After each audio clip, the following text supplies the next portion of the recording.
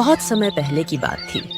सुखीपुरम नाम के एक छोटे से गांव में लखन नाम का एक 21 वर्षीय लड़का रहा करता था। लखन अनाथ था। उसकी माँ उसे जन्म देते ही चल बसी। उसके पिता, जो उसे पालने का एकमात्र सहारा थे, जब लखन 12 वर्ष का था तब अचानक लापता हो गए और फिर कभी लौटकर नहीं आए। लखन गांव की एक टूटी फूटी झोपड़ी में रहता था। लखन अपनी झोपड़ी में बैठा था। तभी लक्ष्मी नाम की एक लड़की, जिसके हाथ में खाने की थाली थी, अंदर आ पहुंची। ओहो, फिर से ले आई। अरे तुम मेरे लिए बार बार खाना क्यों लाती हो लक्ष्मी? क्योंकि मैं जानती हूँ कि तुम भूखे हो और तुम भी जानते हो कि मैं तुम्हारे लिए खाना लेकर क्यों आती हूँ। सच बताऊं तो मैं तुम्हारा यह उपकार कभी नहीं भूलूंगा। यह उपकार नहीं है लखन, मेरा प्रेम है। इतना बोलकर लक्ष्मी नजरें झुकाए और चुपचाप झोपड़ी से बाहर निकल गई। कुछ देर बाद लखन बाहर निकल आया। झोपड़ी के सामने गांव का मुखिया खड़ा हुआ था। हाँ, लखन खाना खा लिया।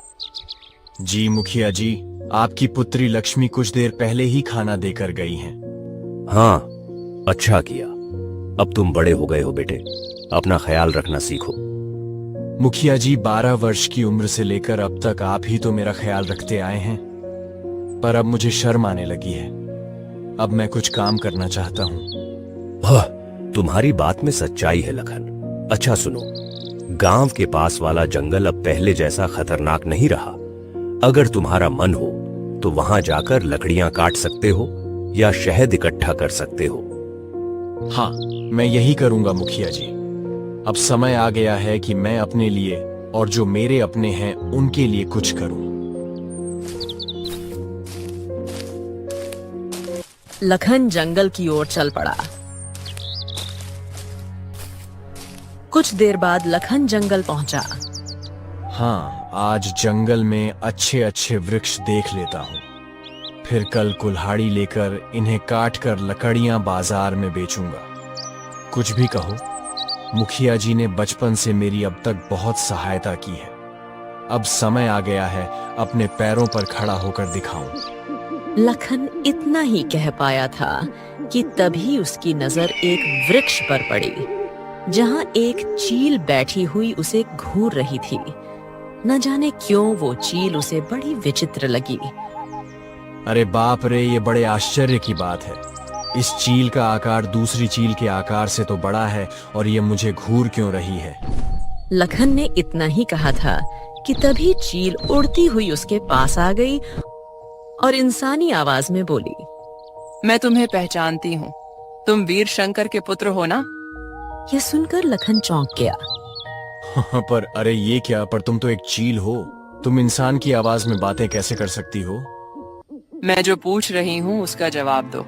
क्या तुम वीर शंकर के ही पुत्र हो? हाँ, मैं वीर शंकर का पुत्र हूँ। तुम्हारे पिता कुछ वर्ष पहले गायब हो गए थे, जो आज तक वापस नहीं आए। मैं तुम्हारे पिता के रहस्य के बारे में बता सकती हूँ। तुम्हारे पिता कोई साधारण मनुष्य नहीं थे। यह सुनकर लखन एक बार फिर चौंक गया। अरे न जाने कौन हो तुम। मैं ऐसे कैसे तुम्हारी बात पर विश्वास करूं? कभी सोचा है तुमने? तुम पिछले 8 वर्षों से बिना पिता के रह रहे हो, लेकिन गांव में कोई भी तुम्हारे पिता के बारे में बात नहीं करता। तुम्हारी कोई मदद नहीं करता सिवाय तुम्हारे गांव के मुखिया के।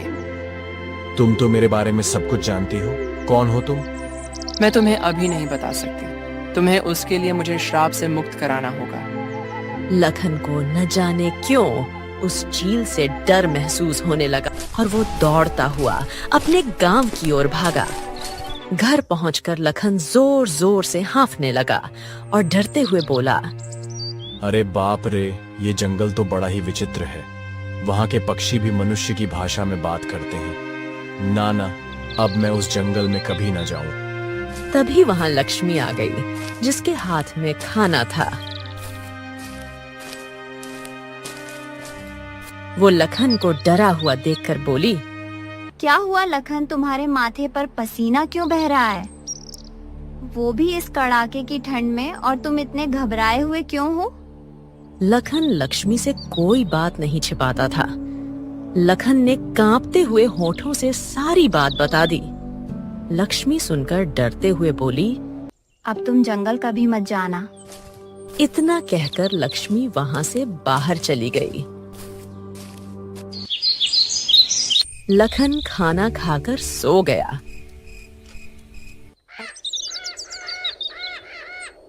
अगली सुबह जब लखन सोकर उठा तो उसके मन का डर समाप्त हो चुका था। वो अपने आप से बोला, अरे मैं उस चील को बातें करते हुए देखकर ऐसा लगता है कि कुछ ज्यादा ही डर गया था। वैसे देखा जाए तो उसकी बातों में सच्चाई तो नजर आती है। वो चील मेरे पिता के बारे में कुछ ना कुछ तो जानती है, और उसने सही कहा था कि मेरे पिता के बारे में गांव में कोई बात नहीं करता।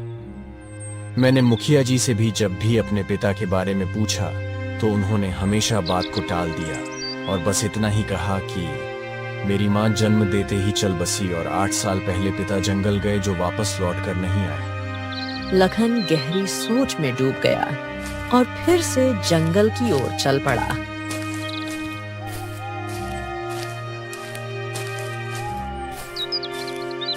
कुछ देर में लखन जंगल के उसी स्थान पर खड़ा था जहां वो चील मिली थी। तभी वो चील उड़ती हुई आ पहुंची। मुझे पता था कि तुम जरूर आओगे, क्योंकि तुम भी अपने पिता वीर शंकर की तरह ही बहादुर हो। अब देखो, तुम मुझे बताओ कि तुम मेरे पिता के बारे में क्या जानती हो। कहाँ है वह? क्या वो जिंदा है? कल मैंने कहा था, उसके लिए तो पहले तुम्हें मुझे श्राप से मुक्त करना पड़ेगा। लेकिन तुम चिंता मत करो, मैं तुम्हारी मदद करना चाहती हूँ। तुम मुझे अपना दोस्त समझो। मैं जानती हूँ कि तुम बचपन से गरीबी से जूझ रहे हो और तुम्हें कभी कभी इस बात पर शर्म भी आती है। ये सुनकर लखन उदास होकर बोला, जब मुखिया जी की पुत्री लक्ष्मी मेरे लिए खाना लेकर आती है ना, मुझे बहुत शर्म आती है। क्या है कि वह मुझसे प्रेम करती है। वैसे प्रेम तो मैं भी उससे करता हूँ, लेकिन अभी तक मैं अपने पैरों पर खड़ा नहीं हो पाया हूँ ना, तो आखिर मैं मुखिया जी से किस मुंह से उनकी पुत्री लक्ष्मी का हाथ मांगूंगा। मैं इस जंगल के सारे रहस्यों के बारे में जानती हूँ, चलो मेरे साथ। यह कहकर चील उड़ चली और अर्जुन उसके पीछे पीछे चल पड़ा। कुछ ही देर बाद चील एक गुफा के पास रुकी और जमीन पर बैठकर बोली, यही वो जगह है लखन, तुम्हें इस जगह को खोदना है। लखन जमीन को खोदने लगा। कुछ देर बाद उसे एक बक्सा दिखाई दिया। अब इस बक्से को खोलो। लखन ने जैसे ही बक्सा खोला, उसकी आंखें आश्चर्य से फटी की फटी रह गई। अरे बाप रे बाप, इसमें तो ढेर सारे हीरे जवाहरात हैं। अरे इन्हें तो बेचकर मैं धनवान बन सकता हूँ। ये सब तुम्हारा है। पहले तुम धनवान बनो, फिर मैं तुम्हें बताऊंगी कि मैं श्राप से कैसे मुक्त होऊंगी। उसके बाद मैं तुम्हें तुम्हारे पिता से भी मिलवाऊंगी। मैं जानती हूँ वो इस समय कहाँ है। उस दिन का तो मुझे बेसब्री से इंतजार रहेगा। अच्छा एक बात बताओ, तुम कैसे जानती हो कि इस गुफा के नीचे यह बक्सा गड़ा हुआ है? शायद तुम भूल गए कि कुछ देर पहले ही मैंने तुमसे कहा था, मैं इस जंगल के सारे रहस्यों को जानती हूँ। लेकिन एक बात और है, मैंने अपनी जिंदगी में अब तक कोई काम वाम तो किया नहीं है। अगर ऐसे में यह बक्सा लेकर जाऊं और रातों रात धनवान बन जाऊं, तो लोग तो मुझसे तरह तरह के सवाल पूछेंगे ना। उसका भी एक उपाय है मेरे पास। तुम गांव के मुखिया से कहना कि तुम व्यापार करना चाहते हो और कुछ दिन के लिए राज्य जाना चाहते हो। फिर वहां जाकर इन हीरों को बेच देना। उसके बाद जब तुम धनवान बनकर लौटोगे तो सब यही समझेंगे कि तुम्हें व्यापार में बहुत मुनाफा हुआ है। हाँ ठीक है, मैं ऐसा ही करूंगा। लेकिन एक बात बताओ, धनवान बनने के बाद मुझे भूल तो नहीं जाओगे? बिल्कुल नहीं, मुझे धन से कहीं ज्यादा अपने पिता से मिलने की इच्छा है। इतना कहकर लखन बक्सा लेकर गांव लौट गया।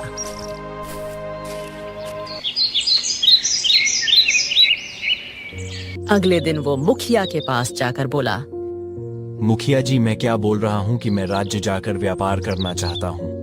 ए लखन, तुम तो कभी गांव के बाहर निकले नहीं, और व्यापार करने के लिए धन चाहिए, अनुभव चाहिए।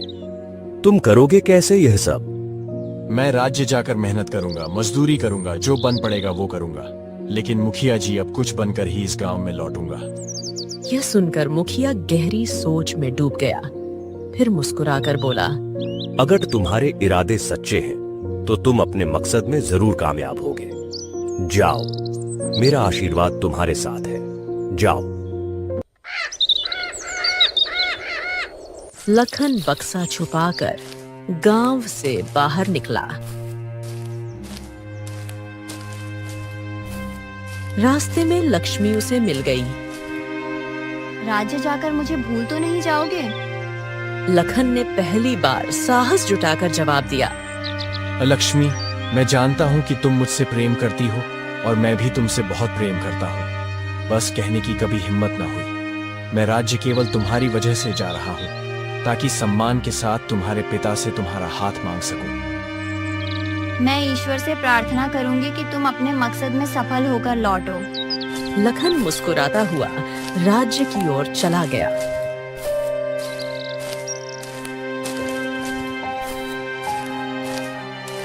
वहां पहुंचकर एक सराय में रुका और बक्से से कुछ हीरे निकालकर एक जहरी के पास गया।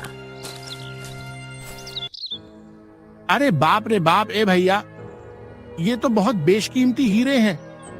कहाँ मिले तुमको ये? ये मेरे पिताजी के हैं। वो हीरों के बहुत बड़े व्यापारी थे। अरे भैया, कोई पागल ही होगा जो ये हीरे नहीं खरीदेगा। मैं तो इनकी मुंह मांगी कीमत देने को तैयार हूँ। जौहरी ने लखन को मुंह मांगी कीमत दी। लखन कुछ दिन राज्य में रहकर और हीरे बेचकर धनवान बन गया। फिर वो गांव लौटा। लखन को देखकर मुखिया और लक्ष्मी बहुत प्रसन्न हुए। कुछ ही दिनों में लखन की झोपड़ी की जगह एक हवेली बन गई। नौकर चाकर भी हो गए।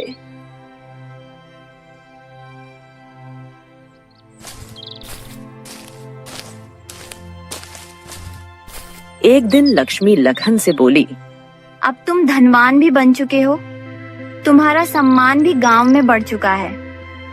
पहले लोग तुम्हें अनाथ समझकर दया से देखते थे, अब वो दृष्टि बदल चुकी है। अब तुम मेरे पिता से मेरा हाथ कब मांगोगे? हाँ, चिंता मत करो लक्ष्मी, बस कुछ दिन धैर्य रखो, फिर मैं स्वयं तुम्हारे पिता से तुम्हारा हाथ मांगने आऊंगा। हाँ, मुझे तुम पर पूरा भरोसा है। लक्ष्मी के जाने के बाद लखन खुद से बोला, हाँ, बस एक बार मेरे पिताजी मुझे मिल जाए, फिर मैं अपने पिताजी को ही मुखिया जी के पास भेजूंगा तुम्हारा हाथ मांगने के लिए। कितना खुशी का पल होगा वो। चलो, अब मुझे चील के पास फिर से जाना चाहिए। इतना कहकर लखन जंगल की ओर चल पड़ा। कुछ देर बाद लखन जंगल के उसी स्थान पर पहुंच चुका था जहां उसकी चील से पहली मुलाकात हुई थी। तभी वहां एक साधु आ पहुंचा जो एक वृक्ष के नीचे बैठा हुआ था। कौन हो तुम और यहाँ क्या कर रहे हो? तुम्हारी शक्ल तो किसी से मिलती जुलती है। अब शायद मैं तुम्हारे पिता को जानता हूँ। मैं वीर शंकर का पुत्र हूँ और मैं तो यहाँ अक्सर आता जाता रहता हूँ। ये सुनकर साधु चौंक गया मगर कुछ नहीं कहा और चुपचाप वहां से चला गया।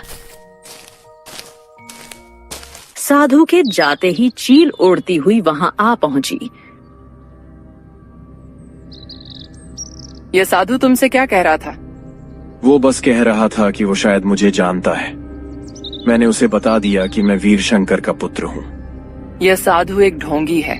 उसने केवल साधु का चोला ओढ़ रखा है, परंतु अंदर से वो एक शैतान है। मुझे उस साधु से कोई मतलब नहीं है। मुझे केवल तुमसे और पिता से मतलब है। अब बताओ, मैं तुम्हें श्राप से मुक्त कैसे करा सकता हूँ? चलो मेरे साथ। चील उड़ती हुई लखन को उसी गुफा की ओर ले गई जिसकी जमीन पर लखन को पहले कई कीमती हीरे मिले थे। गुफा के अंदर एक बड़ा ही विचित्र पत्थर रखा हुआ था जो रंग बिरंगी किरणों से चमक रहा था। कल पूर्णिमा की रात है। कल तुम पूर्णिमा की रात इसी स्थान पर आकर आधी रात के समय आंखें बंद करके इस पत्थर को तोड़ देना।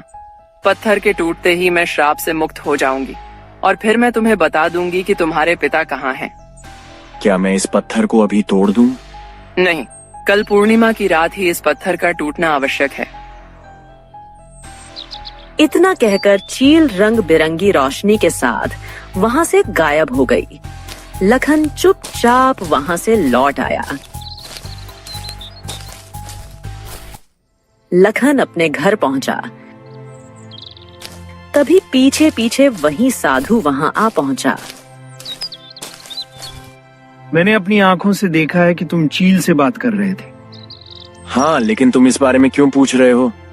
देखो, तुम उस चील को नहीं जानते। वो कोई साधारण चील नहीं है। मैं सब जानता हूँ, लेकिन आज मैं जो कुछ भी हूँ ना, वो सब उसी चील की वजह से हूँ। वो चील मेरे पिता के बारे में जानती है और मैं किसी भी कीमत पर अपने पिता को पाना चाहता हूँ। तुम्हारे पिता अब इस संसार में नहीं रहे। वो चील वो तुम्हें फंसाकर श्राप से मुक्त होना चाहती है। यह सुनकर लखन क्रोधित हो गया।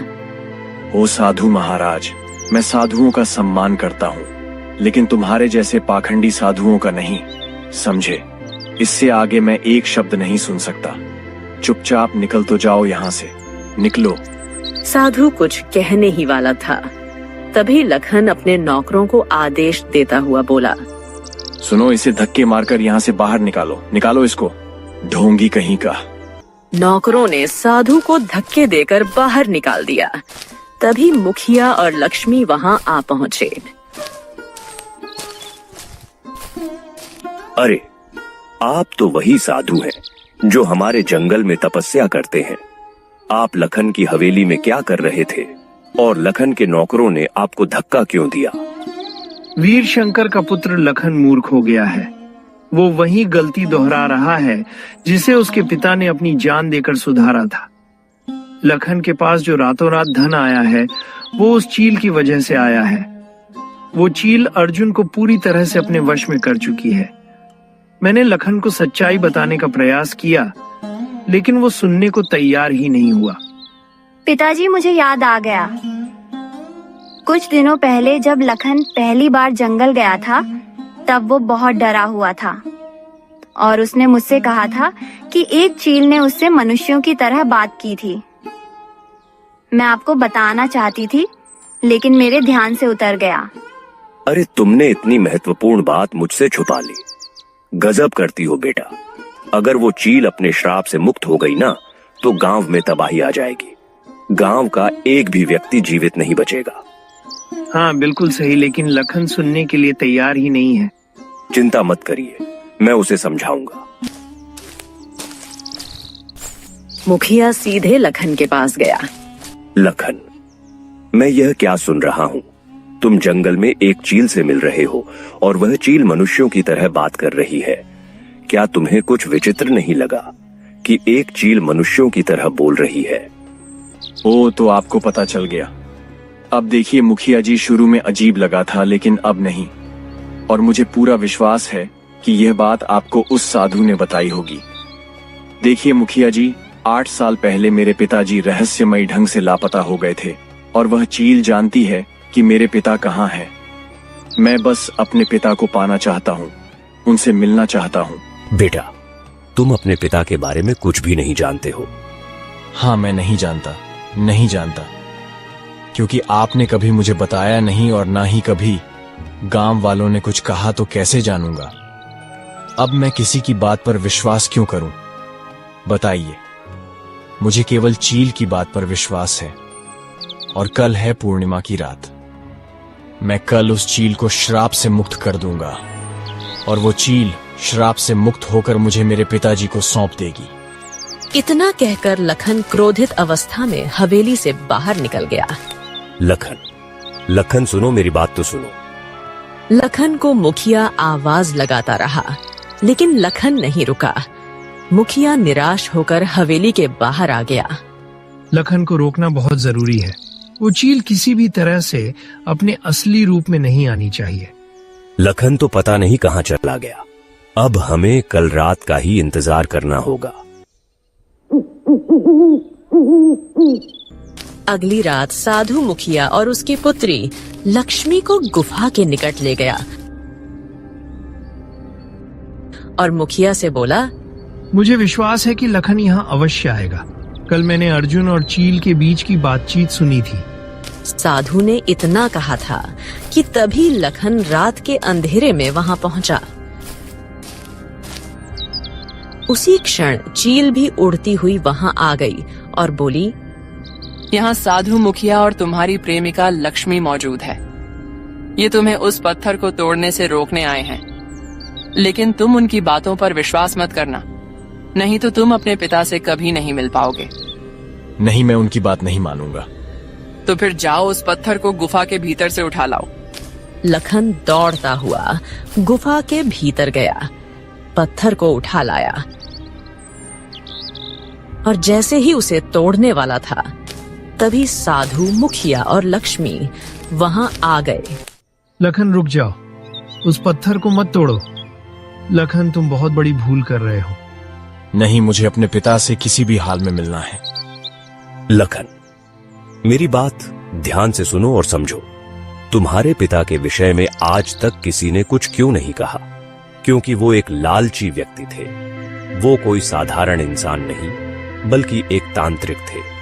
तांत्रिक जो अनेक विधाओं में सिद्ध थे और इस जंगल की सभी अलौकिक शक्तियों को अपने अधीन करना चाहते थे। एक दिन तुम्हारे पिता से मिलने एक सुंदर स्त्री आई और उसने कहा कि वह इस वन की रक्षक है। यदि तुम्हारे पिता उससे विवाह कर ले तो समस्त शक्तियां उन्हें प्राप्त हो जाएंगी। तुम्हारे पिता उसके शब्दों में आ गए और उससे विवाह कर लिया, परंतु बाद में पता चला कि वो स्त्री कोई रक्षक वक्षक नहीं थी, बल्कि इस वन की एक शक्तिशाली डायन थी। डायन वो तुम्हारे पिता की शक्तियों की मालकिन बनकर गांव को नष्ट करना चाहती थी। तब पहली बार तुम्हारे पिता के भीतर की इंसानियत जागी। उन्होंने अपनी समस्त काली शक्तियों को एकत्र करके उस डायन को चील में परिवर्तित कर दिया और उसकी सारी शक्तियों को इस पत्थर में कैद कर दिया। उन्होंने डायन को श्रापित किया, लेकिन स्वयं अपने प्राण गंवा दिए। उसने यह सब कुछ गांव की भलाई के लिए किया, यहां तक कि तुम्हारे विषय में भी नहीं सोचा कि उसके बाद तुम्हारा क्या होगा। और अब तुम स्वयं अपने पिता के बलिदान को व्यर्थ कर रहे हो। ये झूठ बोल रहे हैं। सच्चाई वही है जो मैं कह रही हूँ। यदि मेरे मन में कोई छल होता तो मैं तुम्हारी सहायता क्यों करती? क्या गांव वालों ने कभी तुम्हारी मदद की? तुम्हें धन सम्मान हीरे मोती सब मैंने दिए। अब मैं तुम्हें तुम्हारे पिता से भी मिलवा रही हूँ। लखन भ्रम में पड़ गया। कुछ क्षणों बाद उसने उस पत्थर को जोर से जमीन पर फेंक दिया। अगले ही पल चील रंग बिरंगी किरणों में बदलकर एक भयंकर डायन में परिवर्तित हो गई। मुखिया और साधु सच कह रहे थे। तेरा पिता एक मूर्ख था जिसने मुझे चील बना दिया और स्वयं मर गया। इस पत्थर को केवल तू ही तोड़ सकता था, क्योंकि तेरे भीतर उसी का खून दौड़ रहा है। लखन, तुमने बहुत बड़ी भूल कर दी है। अभी भी वक्त है। अगर तुम इस गलती को सुधारना चाहते हो तो तुम्हें अपनी जान देनी होगी। इस पत्थर में तुम्हारे पिता ने डायन की सारी शक्तियां बांध दी थीं और डायन को चील बना दिया था। लेकिन अब जब तुमने उसे तोड़ा है तो पत्थर का अंतिम स्पर्श तुम्हारे हाथ का था। इसीलिए अब तुम पत्थर से बन चुके हो। पूर्णिमा की रात के बाद तुम और यह पत्थर अलग हो जाओगे। अगर तुमने अब अपनी जान नहीं दी तो यह डायन गांव में प्रवेश कर जाएगी और विनाश मचाएगी। यह सुनकर लखन की आंखों में आंसू आ गए। मुझसे बहुत बड़ी भूल हो गई। मैं तो केवल अपने पिता को पाना चाहता था।